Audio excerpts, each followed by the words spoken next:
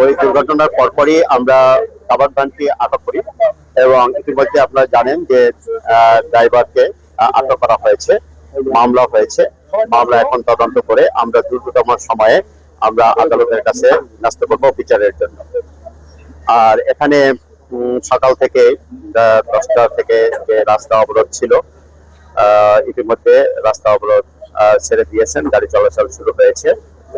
ছাত্রদের যে দাবি দেওয়া ছিল, দাবি দেওয়াগুলো আমরা প্রত্যেকটা কর্তৃপক্ষ যার যার অংশ থেকে তাদের দাবি দেওয়া মেনে নিয়েছেন এবং পূরণ করার আশ্বাস দিয়েছেন।